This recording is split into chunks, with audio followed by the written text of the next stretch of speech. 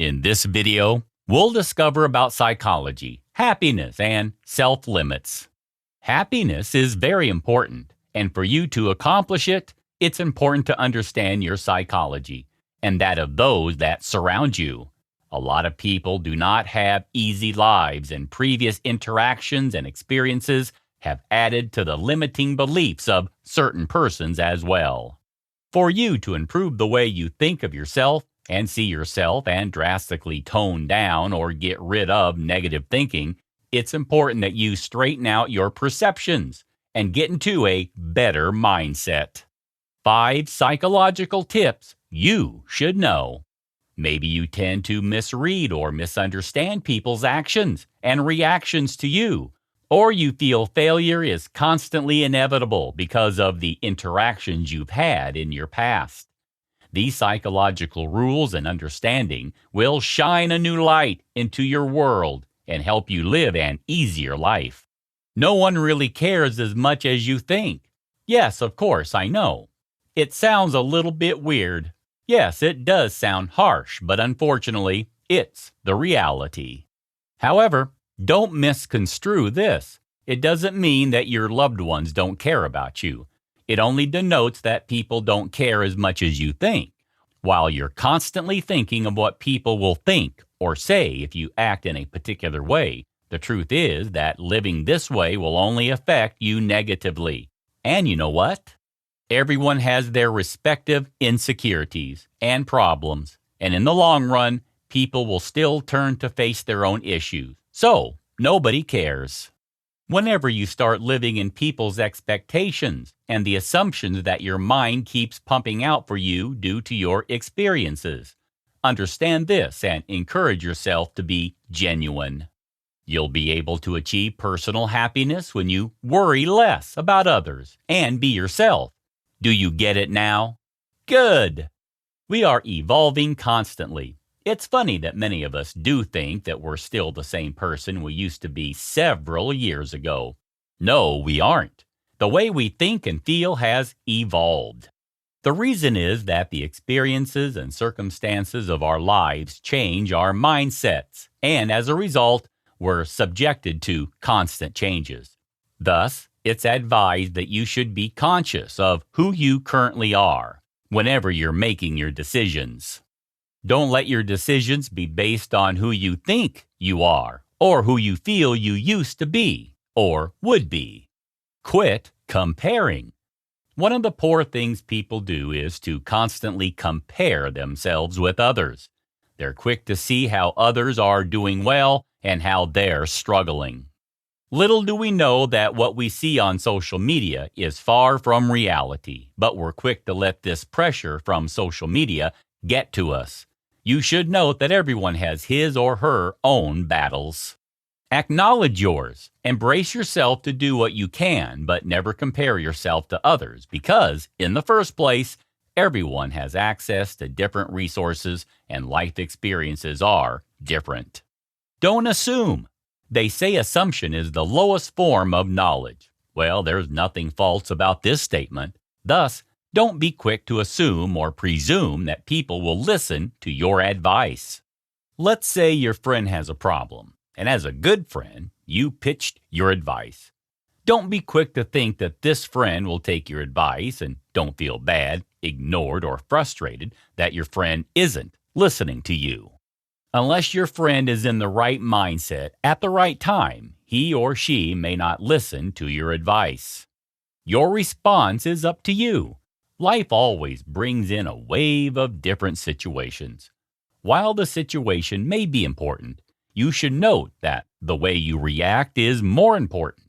Your happiness is in your hands. It's up to you to choose your reaction and your attitude to the things you face.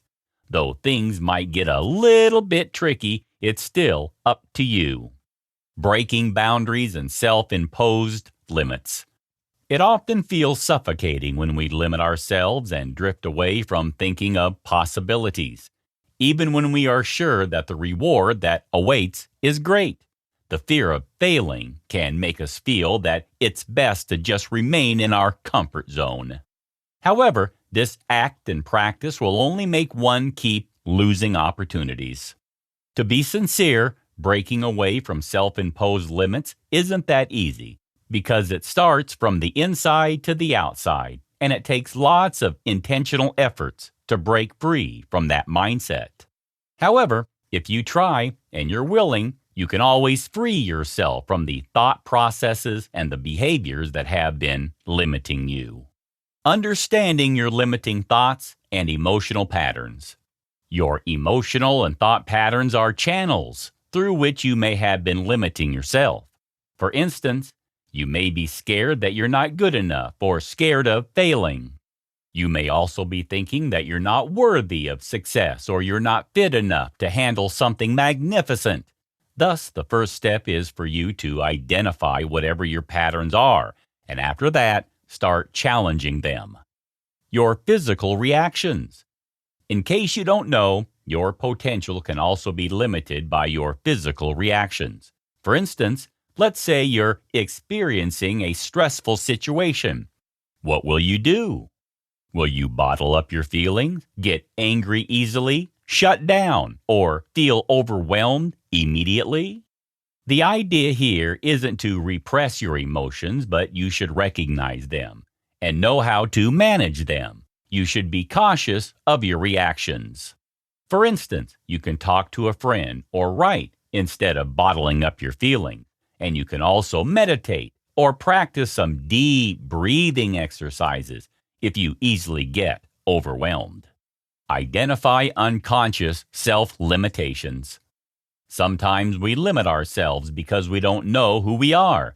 The trickiest part of it is that it's usually difficult to recognize how we are limiting ourselves. We may unconsciously limit ourselves through our thoughts and behaviors. For us to become conscious of these, what we can do is to ask people around us for feedback. While this question may not be a simple one to answer, ask them to tell what they feel you're strong and weak at. This feedback can help you immensely to identify certain areas in your life that need improvements. You can also consider tracking your progress. This method will also help you become more conscious of your limitations. Additionally, be observant whenever you're engaging in something new. Importance of identifying these behaviors.